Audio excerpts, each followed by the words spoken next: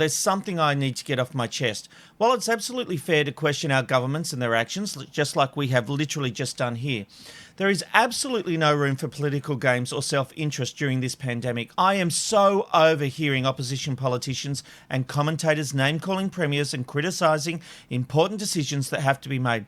Today, the owner of Jim's Mowing was at it again, having a go at Dan Andrews because he doesn't like the hardline stance taken against non-essential work. Here he is on Sunrise talking to David Koch. He's ruling as a tyrant. He's basically just sending out arbitrary statements which completely contradict his own department. Look, we get it, Jim. You think those laws don't apply to you, but guess what? They do. I have no issue with you arguing your case, but when you start using terms like tyrant, you have lost the argument. It's time for you to pack up your bat and ball and go home. We are just so tired of your whinging, because guess what? A lot of people are doing it tough. You only seem interested in profits, not saving lives. We even have a situation where politicians have been accused of closing borders for political purposes. Have a look at this report from 9 News Queensland last night.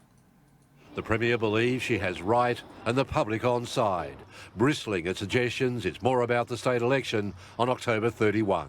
There are people dying. This is a life and death situation here. We cannot put Queenslanders at risk. My job is to protect Queenslanders' health and to protect our economy. What a weird situation.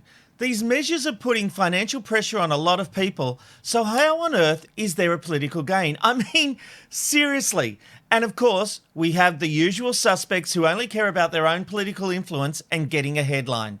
Steve Price actually accused Dan Andrews of being responsible for the deaths of these people that are dying in Victoria. What a mean-spirited thing to say, no matter what your politics. And then we have a favourite of ours, and if by favourite you mean the sweet taste of eating poison nails, Tim Smith. Smith has gone beyond the pale when it comes to personal attacks against Andrews during the ongoing crisis. This was him earlier in the week on 2GB. Daniel Andrews has declared a disaster because it is a disaster caused by him and his ministers. I mean, let's just be frank. These ministers and Daniel Andrews have blood on their hands. They have so monumentally failed the people of Victoria. People are dying.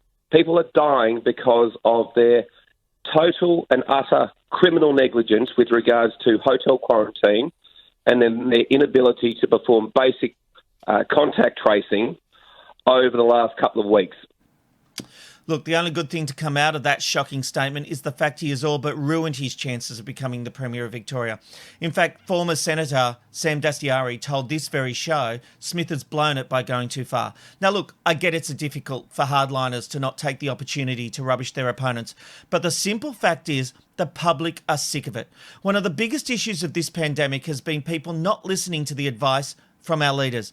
And that's because we, the people, have lost faith in politics. We are sceptical and don't trust the information we get is for the greater good. We've been trained now to look for the political spin. In some ways, our politicians only have themselves to blame for the way people are flouting and ignoring the rules. But I do implore everyone to listen to those in charge. Whatever side of politics is running your state or our country, they won't get it right every time. Things are changing daily, and it's no good saying, well, last week I was allowed to do such and now you've changed the rules. Yes, the rules are changing, and it's our job as good citizens to stay informed and listen to instructions. At this time, we need to trust those in charge and stop with the BS attacks. If we don't band together, this will just keep going and going. It's the Ben, Rob and Robbo, Ben, Rob and Robbo Show.